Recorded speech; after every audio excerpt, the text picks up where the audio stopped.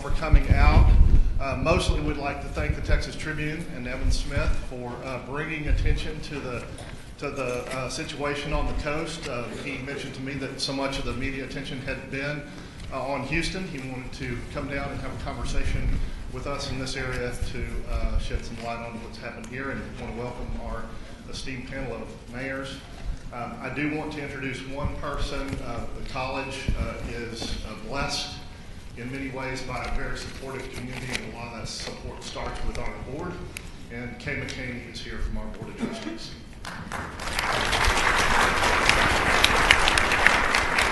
Also want to thank House of Bread for the sandwiches and the Tribune for providing those. And Evan, thanks for coming. Mr. President, thank you very much. Please give the President a big hand. Very generous. Very generous of you to have us. I want to acknowledge Jennifer Yancey and Tempe McLeod and other people on the staff of Victoria College who made it possible for us to be here today. Really, the gratitude is ours for you. Under the circumstances, this community and this region have gone through an enormous amount over the last 8 weeks. We understand that. We appreciate the fact that you took time out of your schedules to host us today, and I would say the same to the audience. Thank you very much for making time to be here. What the President said is true. We understand that so much of the state has been affected, but there's been an unequal amount of attention and focus on some communities, when in fact in some of the smaller communities around this region, the percentage of the impact has been so much greater. And so we have pledged at the Tribune to keep the focus on not just the largest and most obvious places where the storm has hit and where the recovery is in place, but to focus on the entirety of the region.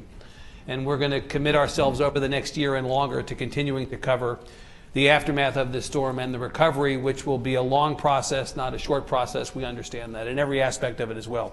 So we're very pleased to be here. You may know that the Tribune is a public media organization, nonprofit. We do reporting on public policy, politics, and state government. Part of what we do is events around the state. We do more than 50 events a year in communities from one end of the state to the other. They're free to attend, they're open to the public, they're on the record. It's an opportunity for members of the community to hear from the people who represent them in elective office on the big issues of the day or the big issues of the moment. Our content is provided for free through our website, but it runs in partnership with news organizations around the state. I'm very pleased to acknowledge Chris Cobbler, who is the editor of the Victoria Advocate. People in Victoria need to know that you have one of the very best small papers in the state. And I believe that the Victoria Advocate's coverage of this story in the aftermath of the hurricane has been exceptional. And we're very proud and pleased to be partners with the Victoria Advocate, not just today, but across the course of the year. You can find the Tribune's content not just sometimes in the Advocate, but in news organizations around the state. These events are free in part because sponsors make it possible, and I want to acknowledge the Texas Municipal League, the Meadows Mental Health Policy Institute, Anheuser-Busch, Methodist Healthcare Ministries of South Texas, Pearson, Walmart, Southwest Airlines, all supporting this event, along with Houston Endowment, the Hatton W. Sumner's Foundation, and media partners like the Victoria Advocate, the Port Aransas South Jetty, and KAVU TV. They make it possible for us to be here. Please give them a hand and acknowledge their support. I want to make a special mention of the relief efforts that have gone on since the storm. We shouldn't forget that although it's now nearly 8 weeks since the storm hit, there are still needs that are going unmet in communities around the state. So I want to say to you that if you would like to support hurricane victims and you have not done so already along the coast, please donate to the United Way of the Coastal Bend Disaster Relief Fund by texting UW Harvey to 41444, or you can go online at their disaster relief page. We have a link at texastribune.org/events. We should not forget that there are still lots of needs going unmet in these communities, and anything that you can do and we can do to help would be terrific. Please silence your phones for this event. We are live streaming. In deference to the people on the live stream and people in the room, we ask that you silence your phones. If you decide you'd like to tweet about this event, as some people in the room no doubt will do, the hashtag is TTEvents. We're going to do about 35 to 40 minutes of conversation up here on the stage. We'll do about 15 minutes of questions from the audience. Microphone will be brought around if you put your hand up, and we'll have you out of here at 1 o'clock on the dot. All right? The last thing I'll say before we start is that we're very fortunate today to be joined by members of the community, but three people in particular I want to acknowledge for making time to be here, who are at the center of many of the discussions of the recovery. Chairman Jeannie Morrison, who represents this community in the Texas legislature, is here.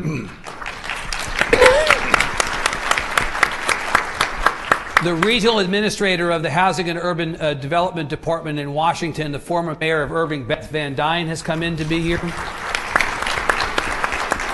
And finally, United States Congressman Blake Farenthold of Corpus Christi has also joined us today. We thank them very much for being here, and now it's my pleasure to introduce our guests up on stage. Four mayors of communities hard hit by Hurricane Harvey to varying degrees and dealing in the aftermath in various ways with putting the pieces back together. I'm going to go from my side to the end of the stage. Charles Bujon was elected mayor of Port Aransas 2 years ago after nearly a decade on Port Aransas' city council. He's a retired small business owner and a native of Port Aransas. He is a graduate of the University of Corpus Christi, the forerunner to Texas A&M Corpus Christi. Paul Palaschik has been the mayor of Victoria for 4 years, has served on the city council in Victoria for a total of 11.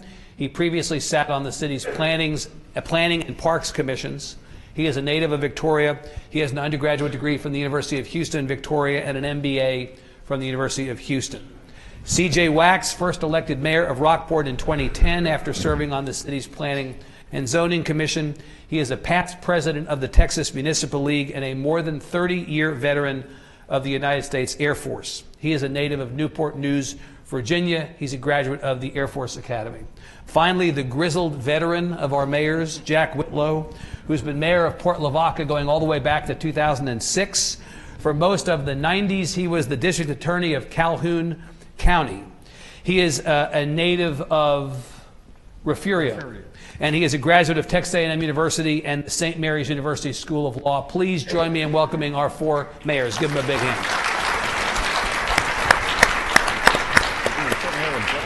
I want to ask each of you to begin briefly with your Harvey story.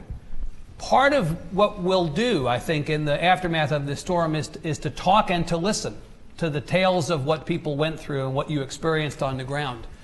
And I think for every community and it's different. For every individual, it's different. And we have had some reporting, mayors, on what happened on the days of the storm and the aftermath. But I want to hear from you, Mayor Wax. Begin, please, on Rockport. Tell us what happened and what's been happening since. Give us the story. Storm hit on the 25th of August. Been getting a little better every day since. Yeah. The eye of the storm went right over us. We had primarily a wind event, and then the water in the northeast quadrant of the storm that went up into Copano Bay and then up into the estuaries and the riverbeds caught the north wind when the eye went through and came back the other way.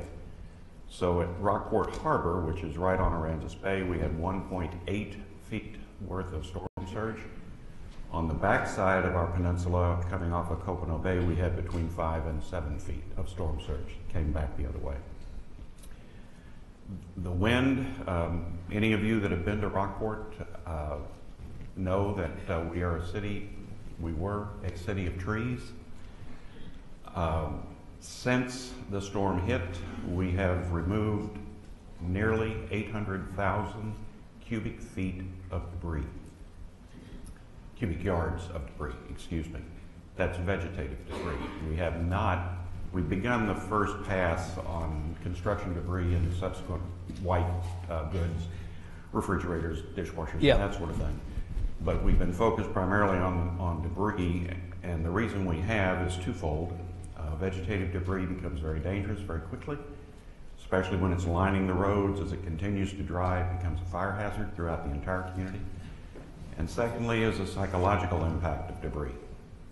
Every day you get up, you look out your front door, there's a pile of debris in your house, in front of your house, to remind you of what you're going through. You can't move on, right, until you clean up. So we have to focus on that. We have a great contractor in Crowder Gulf.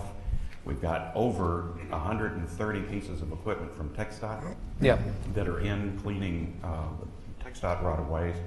And then we've got a secondary contractor that's also coming in, has come in. We began incinerator burning this morning, trying to get all of that out of the way.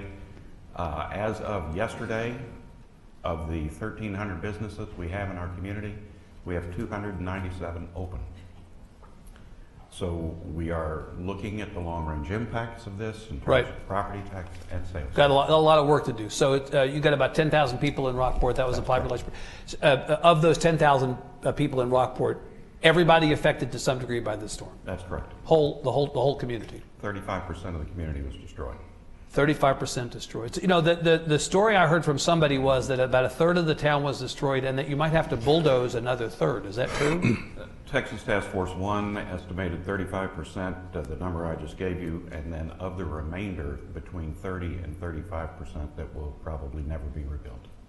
Amazing. I want to come back to some of the things that you've said in a second. Mayor Bouillon, tell me about Port Aransas. There was a big story in the Austin American-Statesman this weekend about what's happened in Port Aransas since, and while there were a lot of very positive things that made me have hope for the community, it sounds like the devastation was extraordinary. It absolutely was devastating. Yeah. 75% of our homes were either destroyed or severely damaged. All of our businesses were damaged. And we suffered one fatality, unfortunately. The big thing for me in the early days leading up to the storm itself was whether or not, because we live on a barrier island, whether or not to evacuate or to stay. And for me, that was a really tough decision to make, given the fact that I was being told by the Weather Service and people in Corpus Christi who knew that it was only going to be a wind event or a rain event, not a wind event. Having lived on the island as long as I have, my grandfather settled there 138 years ago, so I know a little bit about hurricanes, and I kept watching the weather map, and I saw two highs, one in the west and one into the east, and there's only one place that a hurricane will come, and that's between the two highs. So I knew that it was going to come in over our area. We, Rockport got the front end of the eye wall, we got the left side of the eye wall. The winds up to about 1:45 in the morning of Saturday morning were sustained at 132. At 1:30, 1:45, the wind switched to the southwest or northwest, came out over the bay, and the winds went up to 151 miles an hour. In addition to the winds, the island had a very severe storm surge, primarily from the bay, from when the winds shifted. We experienced anywhere from 7 to 11 feet of storm surge across the island. Most of the houses that are in Port Aransas have water damage. Many of them have wind damage. And so we're clear, that's 10,000 or so in Rockport, 4,000 or so in Port Aransas. We have 4,000 population. We get upwards of 5 million visitors a year. So on any one day, we can have 17,000 people on the island, or on a holiday, we can get 200,000 people on the island. But the wind event and the water event is really what damaged us and did severe damage to our harbor. Our harbor is totally destroyed. We lost 41 vessels. We're still trying to find those that are underwater. We have a lot of them on the land that we have to move. Most of our debris is not green debris. It's construction debris. It's debris out of the homes. And we have thus far moved about 200,000 cubic yards. We anticipate about 500,000 cubic yards, mostly of houses just being torn apart. Well, I want to talk to you in a second about specifically residential and business damage and economic impact. Mayor Whitlow, Port Lavaca is closer in size to Rockport, about 12,000? Pretty close. Roughly. What was your Harvey story? Well, We didn't have the really high severe winds that Rockport and Port Aransas Pass had. We probably had 100-mile-an-hour sustained winds. We had some gusts of 120 or so. Right. The good news was only 100 miles an hour. Right. And it did some damage to many roofs, trees, telephone poles. We had similar episodes with our debris and both vegetation and construction debris. Yeah. The problem was with this hurricane, I haven't seen it with many other hurricanes, the number of tornadoes that it spawned. Oh, yeah. They were, even though they were tropical tornadoes, not the big devastating ones from up north, they still caused severe damage. Yeah. I know Rockport, a lot of their damage was caused by tornadoes. Our damage, our severe damage in Port Lavaca was probably caused by tornadoes. The wind itself would not have ripped so many roofs off of the buildings that we saw in Port Lavaca. We lost several buildings. We didn't have the severe damage of Rockport, Aransas Pass, or Port Right. Aransas, but we did have quite a bit of damage. Our severe damage occurred from our bayfront. The tidal surge on that end of the storm was enormous compared to other places. We had 7 or 8 feet, or I think our Port Authority showed about 10 to 12 feet of storm surge in the back bays. Because like Mayor Wax alluded to, when you're on further inland, the storm pushes those back bays and pushes the water up more. Right. So Port Lavaca sustained heavy damage on our bayfront, our harbors, our marinas. Yep. Our 2 big fishing piers were just pretty much destroyed. Our bird walk suffered severe damage. So we were just devastated on our bayfront, which we've worked for 20 years or more to build. And our community center also sustained some heavy damage from rainwater. The businesses in your community, I know that in Mayor Bion's case, an extraordinary number of businesses are impacted and still not back to being open. You heard what Mayor Wax had to say. Are you able to put people back into business? Fared fairly well. So we had a few that buildings were destroyed, but mostly it was awnings and signage that was destroyed from damage, but not destruction. Typical 100-mile-an-hour wind destruction, not the 120, 140 mile an hour that will destroy. And how's your debris, Mr. Mayor? What about the debris collection in Port Lavaca? Well, we had our city crews. We had a pretty good staff that stayed during the storm to help with cleanup afterwards. And they worked for a full week cleaning brush and getting the main debris out from the roadways and making the roadways passable, which was highly commendable because we were short-staffed. And they worked for 2 weeks cleaning debris. They got relief after a week, and we were able to continue. So we got our biggest debris out of the way, where the roads were passable. And then we were able to contract and bring in, like the other cities did, some bigger trucks to come in with help. Now, Mayor Plasek, you're the outlier in this respect. You have the largest community. You're also much more inland than these other communities. Victoria, though, got hit pretty hard in its own way, and it's in part because the nature of this storm, it moved in, and it stayed, and it sat, right? Right. But after visiting Port Aransas actually several times and Rockport, we were blessed. We were lucky compared to what these gentlemen have had to endure. It was a wind event.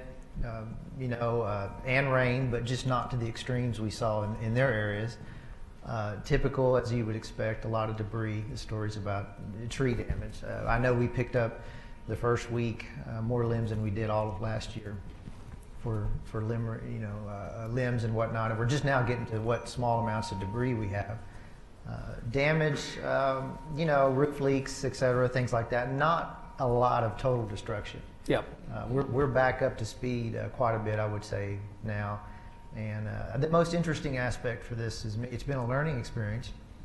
We had some hiccups with some of our infrastructure and water supply and things, and we learned a great deal, and we'll focus on making improvements. But the most amazing thing has been the citizenry and their efforts to work together. Mm-hmm. It brought out the best in a lot of people. Right. It's been fascinating. Yeah.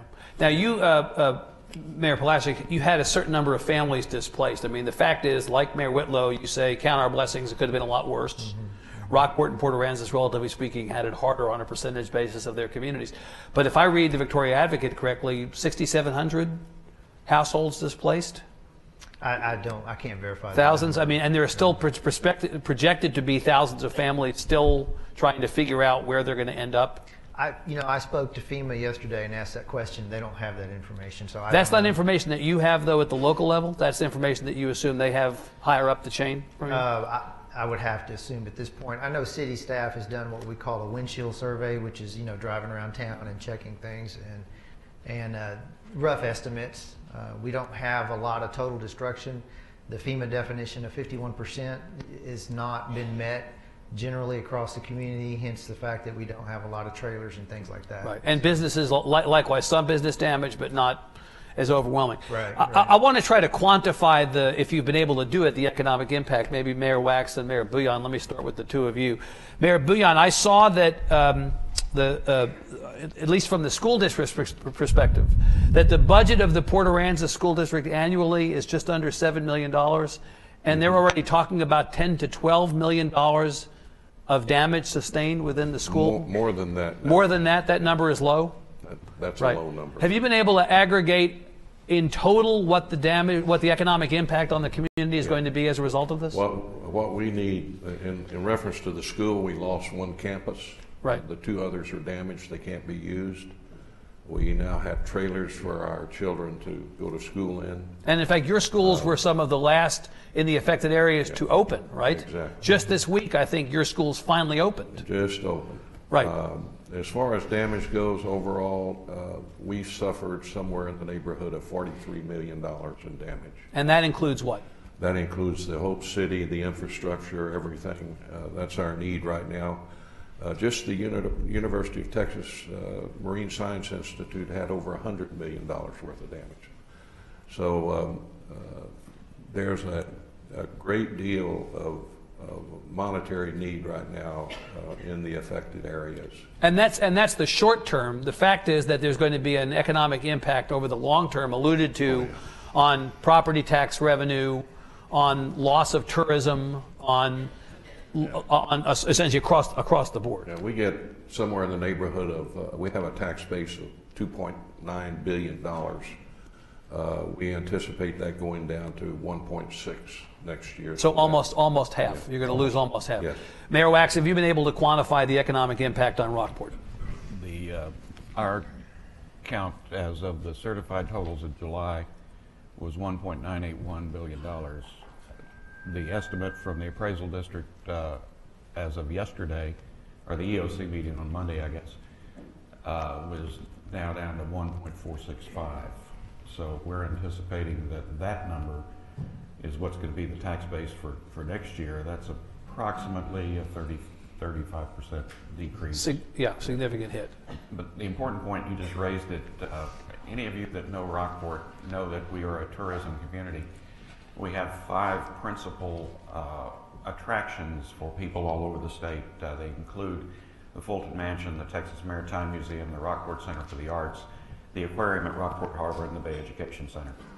Of those 5, Fulton Mansion took over $1 million worth of damage. The Bay Education Center, NOAA is determining whether or not it's going to be rebuilt at all. At all. The Rockport Center for the Arts is gone. The aquarium at Rockport Harbor is gone. And the Texas State Maritime Museum took some significant damage, but the LaBelle was not injured. Yeah. We're happy about that. Right. But of what drives my economy, those 5 principal attractions that I had in August of this year, today I have 1.4. I was going to say, it sounds like if I'm doing the math, it's like you have 1.5 of them available to you. And then, of course, the decision is, first of all, where are we going to get the money to rebuild them? Correct. If we decide to go ahead and rebuild them. And then the second question is, how much are we going to see in loss of revenue over time? Yes. Right. Mayor Whitlow, do you have a number that you could associate with your damage to this point? It sounds like it's going to be a little bit more modest, possibly, than these two gentlemen. Right. As far as our tax base, I don't think the storm had a huge effect on that as far as the county goes or the city. Our biggest problem are the recovery and the repairs, especially the public infrastructure in the city. But the school. It had, you know, probably a lot more moderate damage than Rockport or Aransas Pass, but they sustained some damage. Our city, of course, sustained quite a bit of damage to our bayfront infrastructure, our community center. You know, it's in the multi-millions of dollars. Are you worried about people, Mayor Whitlow, not coming back to Port Lavaca after this? Do you worry about a loss of population? People deciding, you know what, I don't want to go through this again? Well, that is a possibility, but what I look to, it's such, like Rockport, it's such a beautiful place to live that we attract people. It's just to make sure those people that do come in build to hurricane standards, and those people usually, their houses survive. As in Rockport, many of those homes survived with minimal damage that were built recently up to standard. I want to come back to the hurricane standards thing in a second. Mayor Pulaski, Victoria ISD, the number I've seen is $6 to $8 million in damage. Is that right? It sounds about right.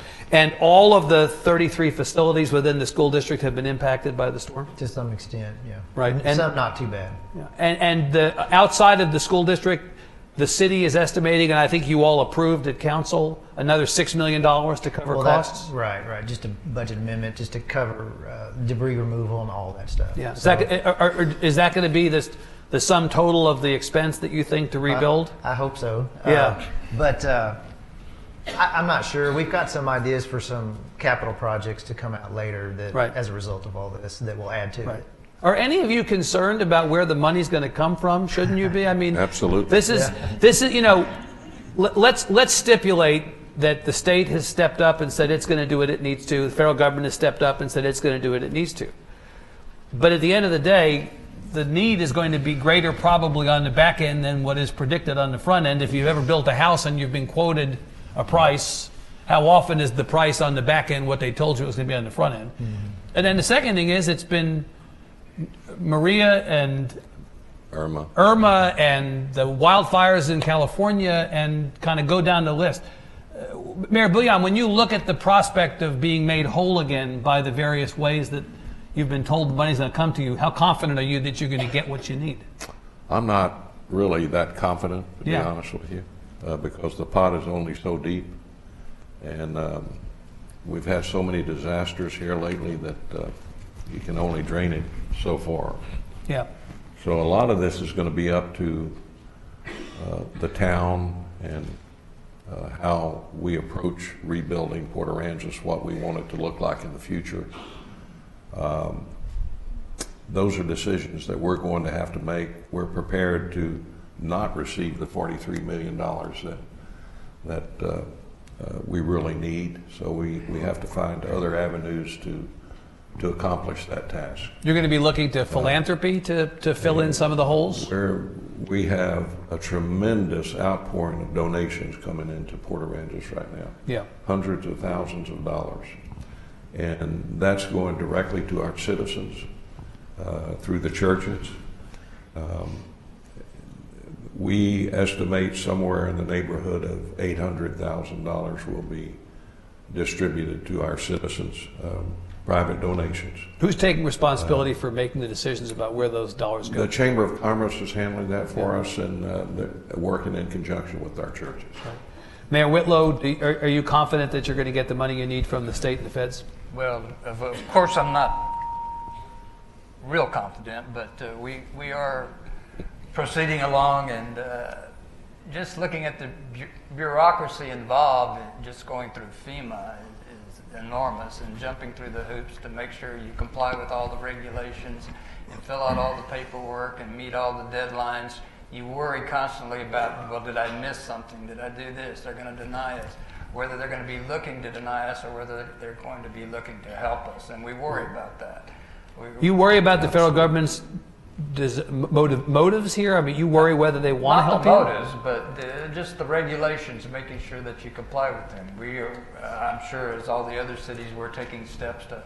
We've hired a professional advisory firm, a public assistance firm to help us maneuver through the FEMA regulations. We're hiring extra engineers on to help us with compiling our scopes to damages to submit to FEMA.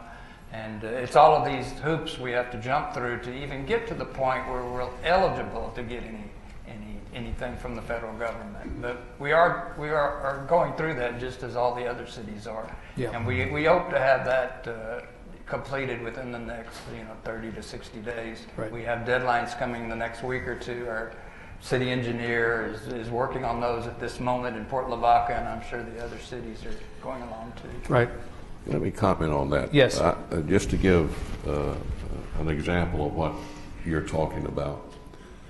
We have, and this is just a small piece of it, I have 150 names sitting on my desk right now at home who need housing.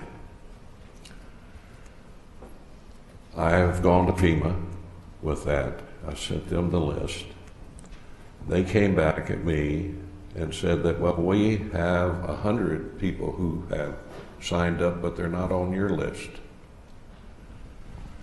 We have somehow to reconcile the two things. And what I'm finding out is that if you don't dot the T's, and not just one of them, but all the T's and all the I's, you don't get the help that you need. And our predicament right now is finding homes for people. I don't want people living in cars. And you can't do that without the help of FEMA. Yes.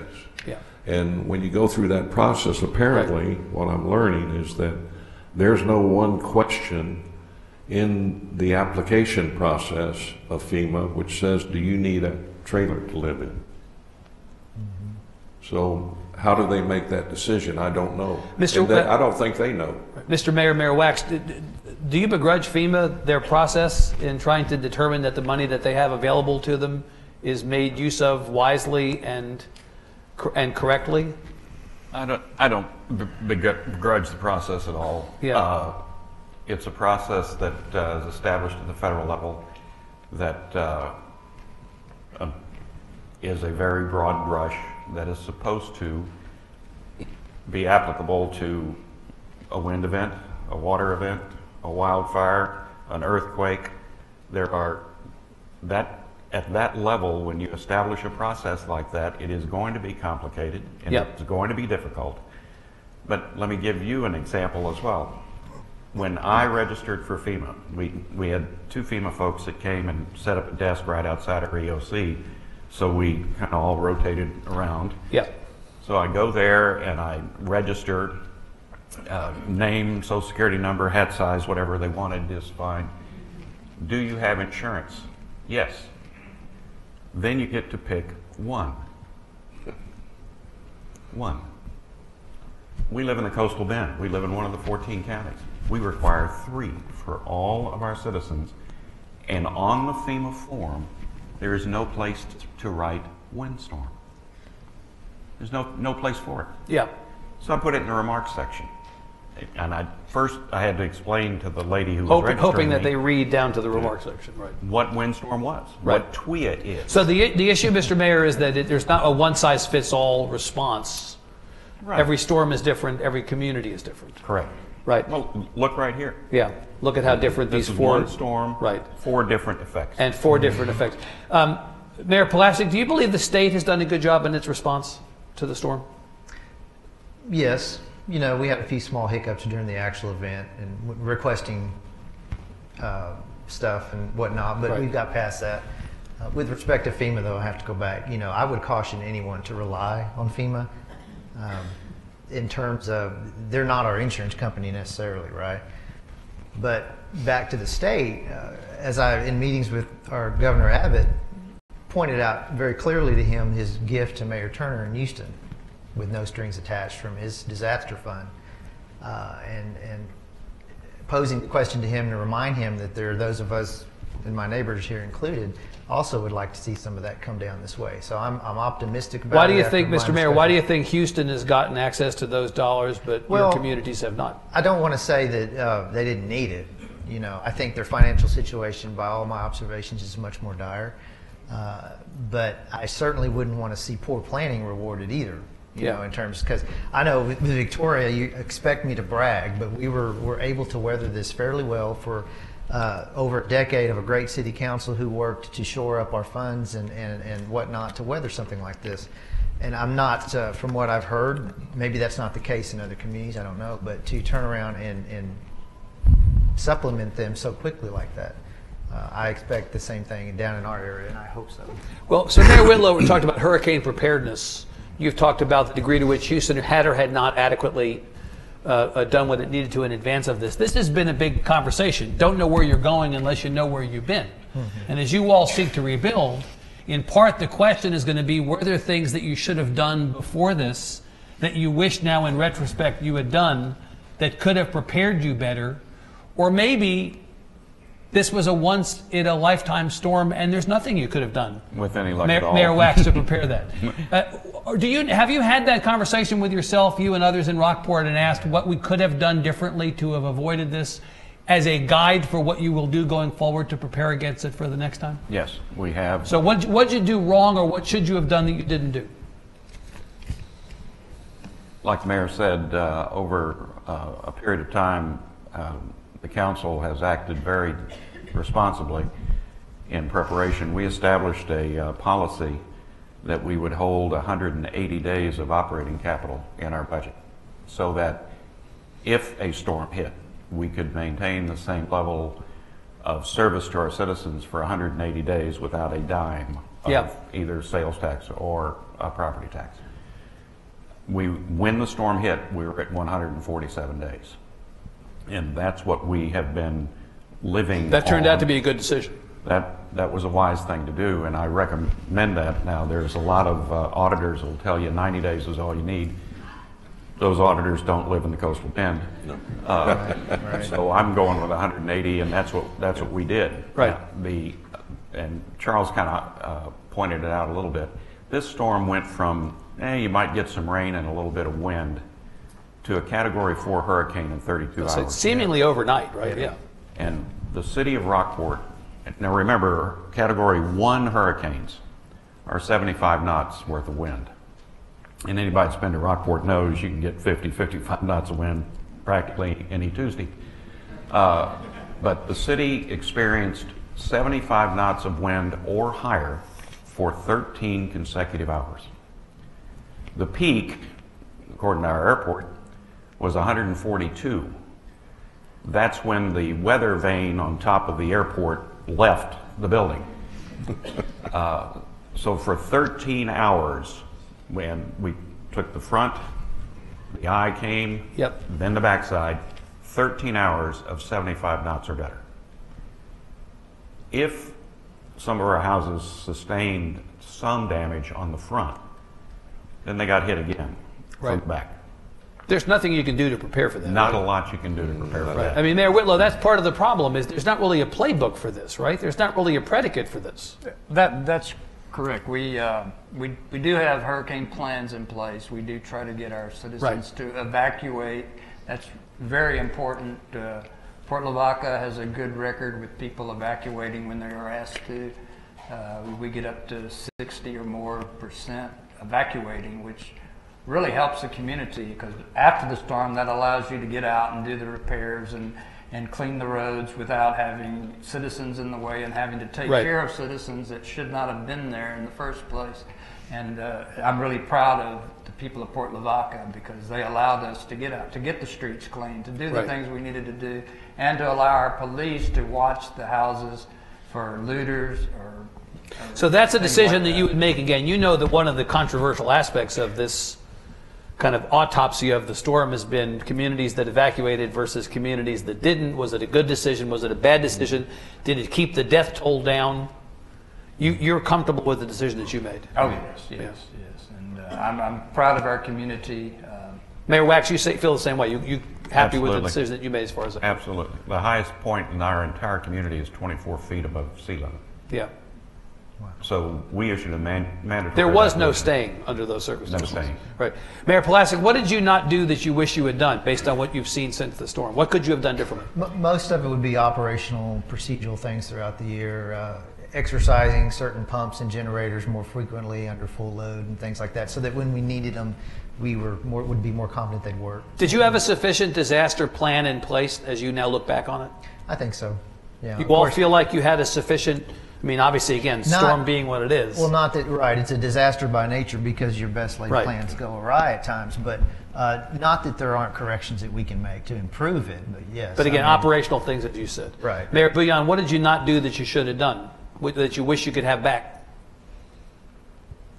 Well, I suppose in answer to that is that we, like Rockport, have a reserve. We have a 6-month reserve. I wish, given what I know now, that we had a year reserve. Right. But in the because- absence of a storm like this, wouldn't people look at you with a year reserve and think you had lost your mind? Oh, absolutely. They think we've lost our mind anyhow. Right. That's a given. Yeah. When you sit in this chair. But the whole point being is that you can never really prepare for an event like we just had. It was an unusual storm. Right. It was slow to develop, and when it finally did develop, it blew up. Yeah. And it didn't give many hours. I issued the evacuation order on Thursday at 9 a.m. and I told people to be out of town by 9 p.m. The storm hit on the next day. It blew into a monster around 1 o'clock in the morning. It threw a surge across the island in addition to the wind. And if you've never seen the phenomena before of the ocean receding, it happened in Port Aransas. It actually receded back beyond the third sandbar. It was nothing but sand. So the ocean was sucked out as the eye wall came over. Yeah. And it's a very unusual phenomena that you can Right. see. It was mentioned in Florida. We had it in Port Aransas as Yeah. well. So it sucked the water out of the ocean.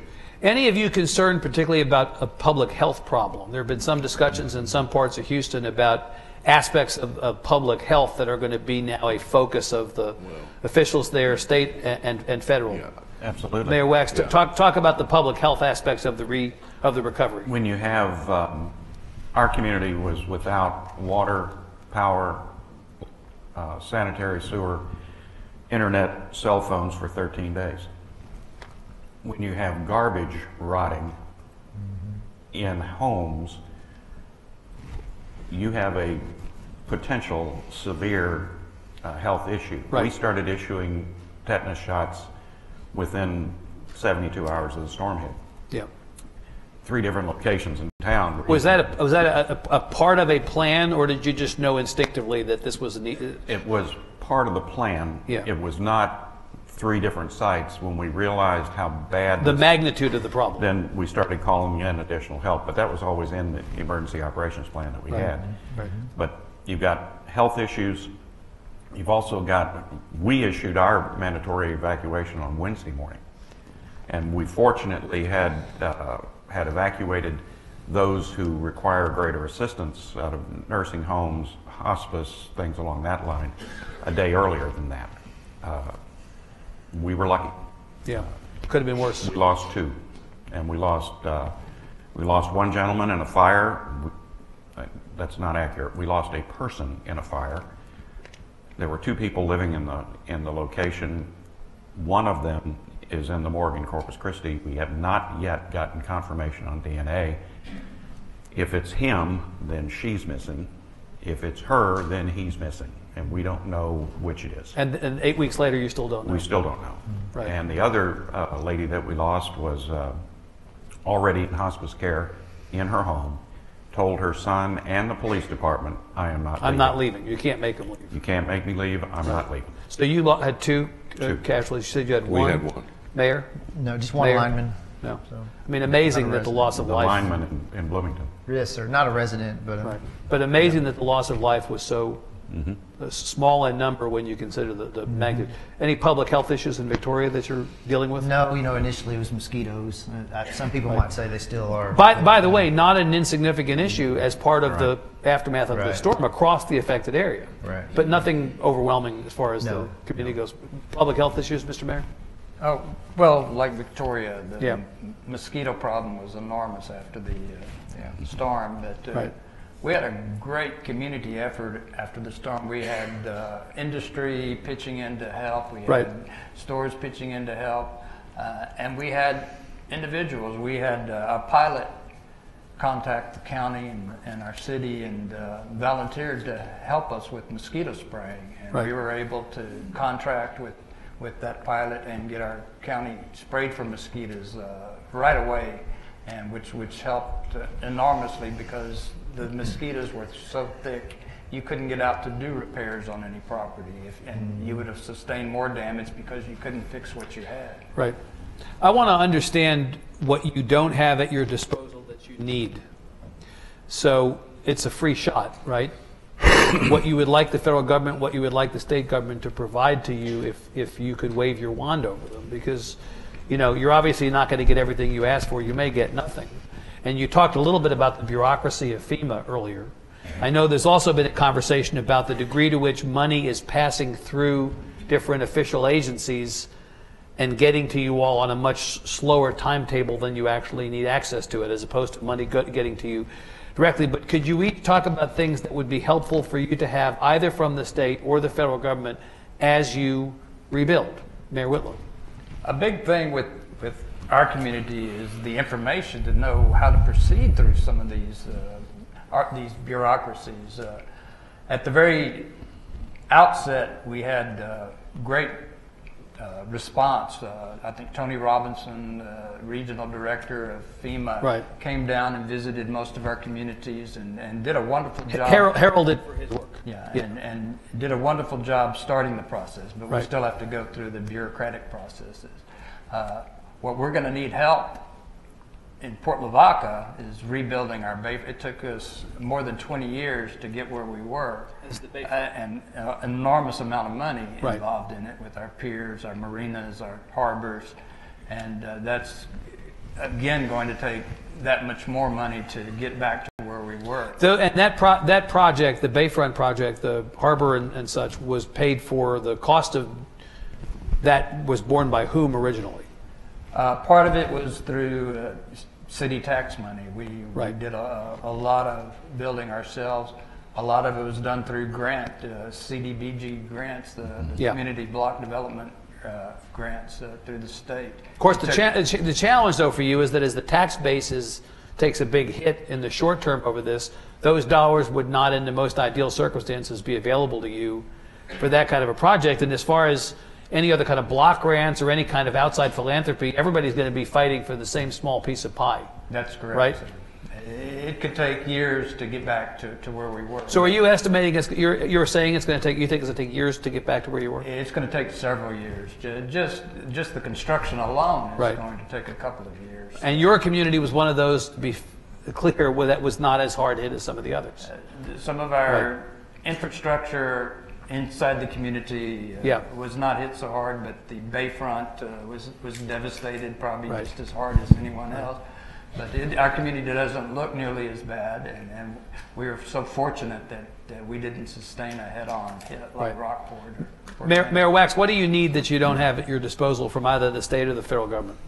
And if you want to turn your head and look at Congressman Farenthold and Administrator Van Dyne and look them in the eye and tell them what it is that you need.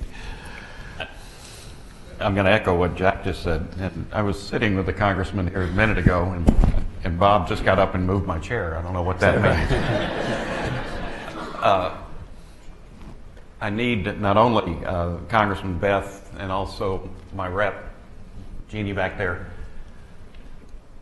to remember that this, and Evan, you mentioned a little bit earlier, as Jack said, this isn't going to happen tomorrow or the next day. This is going to be several years before we are anywhere close to where we were. The impact next year is going to be severe on our tax base, on property tax, sales tax, HFT, everything. And appraisal values should be thrown out the window, obviously, right? Let me just, I'll just throw this out. If the Rockport City Council goes to effective tax rate next year, that rate will skyrocket from what it is this year because of the loss of appraised value. That's unconscionable. You can't do that to a community like mine and what has happened to us. Well, is it within your power to not do it then? Yes, but it is But- not within my power to make up the money that is lost. Right. That has got to be either a state or a federal responsibility to make us whole. Yeah. And it's not a one-year issue. Yeah. It is a multi-year issue.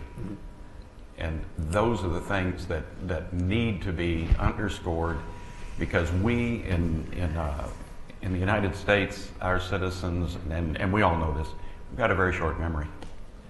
When Irma hit, you forgot about Harvey. We're easily distracted, right? When wildfires hit in California, you forget about Irma. Yep. Marion hit San Juan, Puerto Rico, and Texas. Everybody forgot about that. And I'm being a little facetious there. Well, but not really. I mean, there is a lot pushing things that would otherwise be lingering on the front page of newspapers off the front page these days, right? That's what And happened. Rockport was on the front page of For a while. For a while until Houston. So, Mayor, before I go to Mayor Bouillon about the same topics, what the state and feds could do. I mean, again, as I hear you talk about the long tail of this, or the long time frame, the worry that I would have is that in the interim, people who were in Rockport say, I'm not coming back. Or businesses that were in operation in Rockport that could choose to rebuild and reopen say, I mean, I understand, for instance, that your movie theater was destroyed and it's not going to reopen. And it is not. It's not going to reopen. As of yesterday, Yeah. we had 2,400 students in our high school, in our schools from pre-K to 12, Yeah. all of which are operating in temporary buildings like Charles. Yeah. Because of the 5 campuses, I have only 2 that are useful. Yeah. But there are 856 kids who are not there. Now, where are they? Because those 856 kids have families who either had homes or businesses, Right. or both. Right. We don't know where they are. Where are they? Right. We yeah. don't know if they're coming back. Back. Right. We are a Robin Hood district. Right. It's a recapture district. So Right. recapture district, and 1/3 of our population in our high school is gone. And the presumption is, though, that the state and the education agency specifically are going to understand the exigent circumstances here, and they're going to make forgiveness on the Robin Hood deal, and they're going to not hurt you in terms of the amount of money allocated. I think, in fact, Commissioner Morath and Lieutenant Governor Patrick said that they were not going to penalize you for losing students economically. Do right? you have that in writing? Yeah. Well, I have it on tape. Is that good? I can give you tape. I mean, I guess the point, Mayor, not to be really downbeat about this, is that these communities were having a hard time retaining population already. Yes. Before the storm. We know that the state is becoming much more urban and that some of the smaller population counties and rural communities are losing population. That was before all of this. So it doesn't point in a particularly good direction as far as the No. next couple of years. Mayor Bouillon, what do you need from the state and from the feds that you're not getting? Money. Pure and simple. But they said they were going to give you money. Presumably well, you're going to they get haven't given it to us yet. it. Is it not happening quickly enough? I mirror a lot of what Yeah. Mayor Wax is saying. You'd like them to speed it up. Not just speed it up, run a dash to the finish line. Yeah. The speeding up is sitting down and having 19 different meetings and they're all saying the same thing, but you get no action. Yeah. That's the speeding up that I see. Is this a bigger problem at the state level or the federal level? The federal level, as far as I'm concerned. Yeah. The state has responded fairly well. The governor's been very good. He's mobilized the highway patrol. That they've been instrumental in preventing looting in our town. We've had really great support from the state. The problem that I see really is that no one really understands how FEMA works. And when you don't understand that, now Blake and I have had this discussion, but when you don't understand how they work, then how can they understand what our needs are? And so there's too many instances of having to dot the I's and cross the T's, Right. instead of getting to the root of the problem, which is a need. Yeah. I don't want to see a grandfather, 2 grandchildren, and a paralyzed daughter live in a car like I'm seeing. That you're seeing now. Yeah. Mayor Pulaski, quickly, state or feds, what would you like them to do differently than they're doing? I think there's an opportunity to look for the future here. And, you know, Victoria, I'll give you specific examples, just far enough inland to be quite a resource for all these guys. An example, the fire department in Port Lavaca, I believe, requested to house some of your equipment here. We didn't have room in our stations. That has initiated a discussion about replacing one of our stations and expanding it to house equipment from other coastal communities for future. It becomes event, like an emergency center. Right. So those conversations have started, and I would like the state to step up and be part of that, and I think they are, and help fund some of it, and we can be a resource for you guys. And the feds to some extent as well. And with respect to FEMA, I've got 2 words: block grant. You know, that's how I feel about stuff like that. Give us the money and stand out of the way. Absolutely. Absolutely. Right. Okay. We're going to have a microphone. We have a microphone here and a microphone over there. Let me say it differently. If there are questions that you want to ask, please jump up, and we'll be happy to. Or, heck, if you want to just put your hand up and use your outside voice, we can do that too. Ma'am. Yes. I'd like to ask our mayor. Who is your mayor? I'm sorry. Sorry? Who is your mayor? Me. Pulaski. Mayor Pulaski, yes. Okay.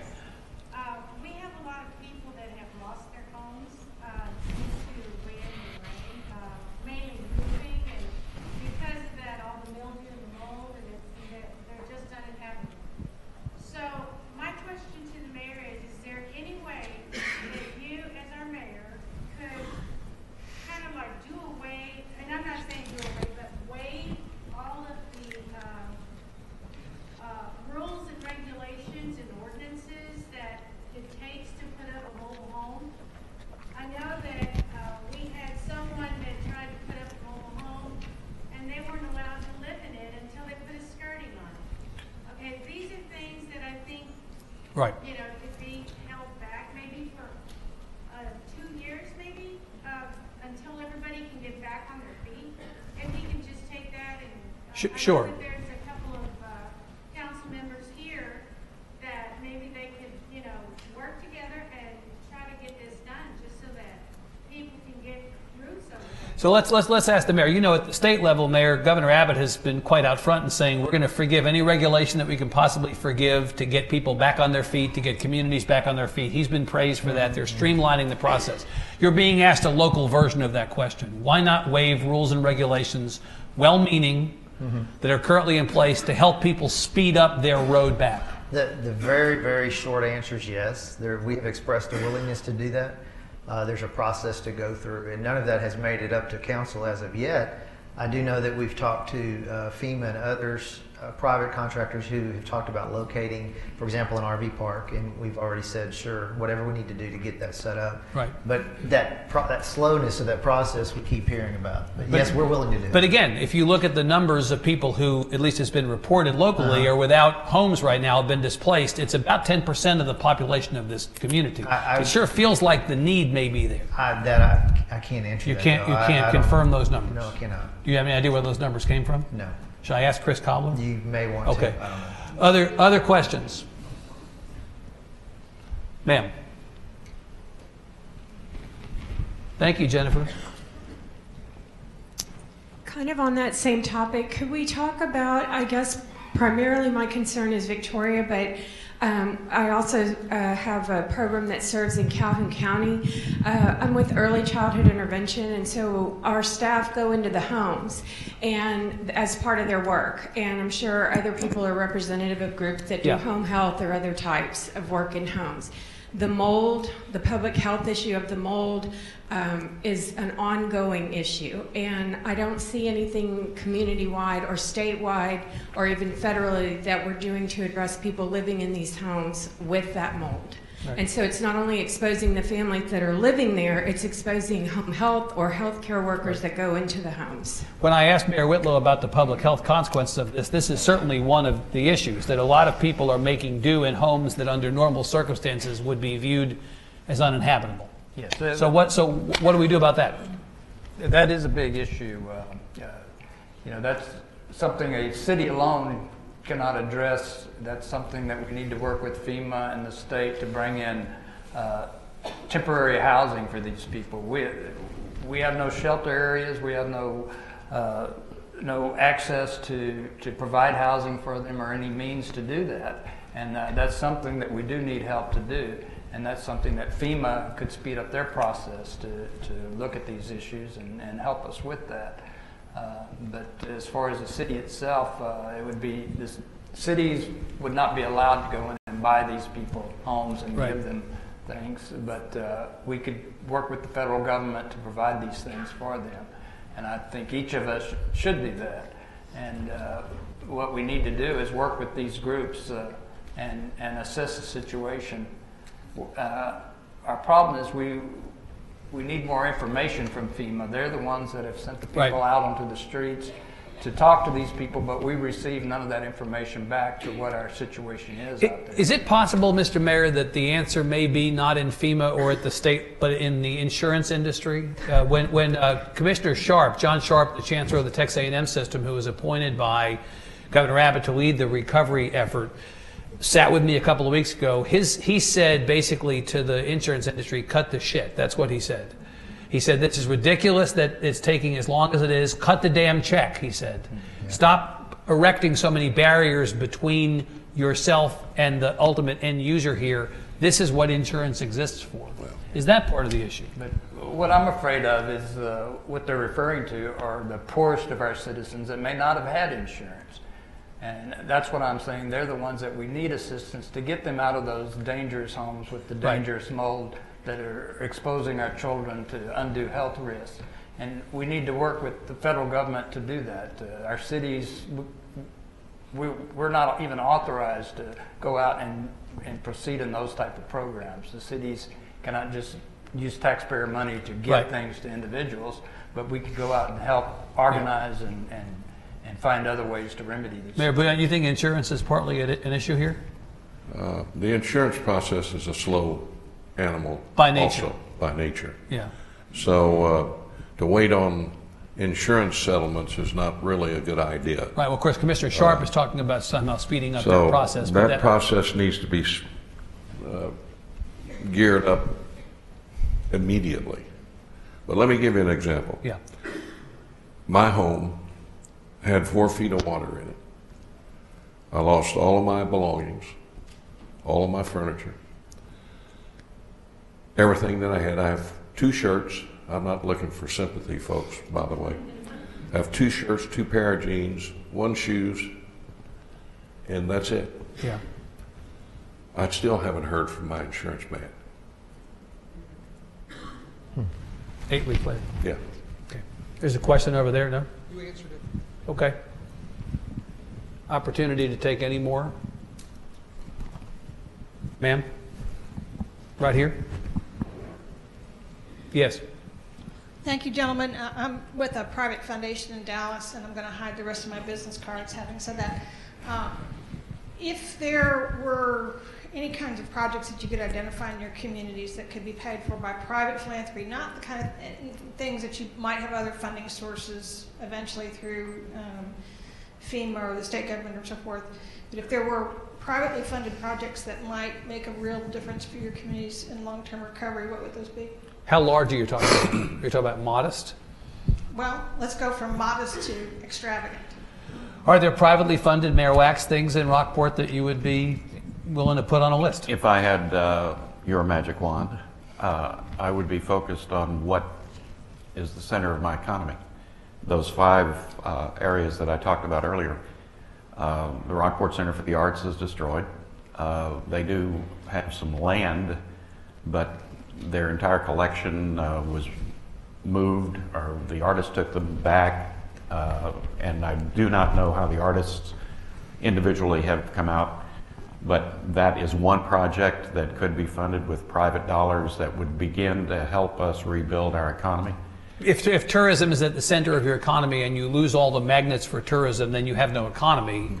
So then the natural response would be rebuild those magnets and then rebuild tourism. Rebuild those economies. That $1 million worth of damage in the Fulton Mansion. The Rockport, the aquarium at Rockport Harbor is gone. That's 3 of the 5. The Education Center is jointly funded. It's maintained by the city of Rockport, but is jointly funded by us and NOAA. That will then be a federal decision as to whether or not they're going to rebuild that building. Now we have a federal process in NOAA that we have to deal with. Right. And that's where I get gray hair. And the reality is you probably have a similar version, not the same list, but a similar list. If you're going to rebuild the infrastructure of Port Aransas' economy, that's going to begin Very and end with much. tourism, right? The number one item, because we are a fishing community, because we are a beach community, and we rely totally on tourism, period. Without the harbor and with the beach didn't really take that much of a hit, but the harbor did. And if I had a pot of money, I would devote it solely to the harbor, getting it back up again and getting the boats back in, the people out fishing again, and drawing the tourists back into Port Aransas. The beach is in good shape, except that you have no hotel to stay in, no condo, no place to stay. So Otherwise, it's perfect. Yeah, Right. otherwise it's perfect. Yeah. I'm being told that we're hitting 1 o'clock, and so we're going to have to wrap this up. It's really extraordinary to have these mayors here with us to tell the story from their perspective and to help us understand what it's going to take to rebuild. Please give a big hand to Mayor Guyon, Pulaski, Wax, and Whitlow. Thank you to Victoria College for having us, and thanks very much for coming. We appreciate you. Take care. Jack? And you lost that liquor store. You know, I ended up at the liquor store in my front yard.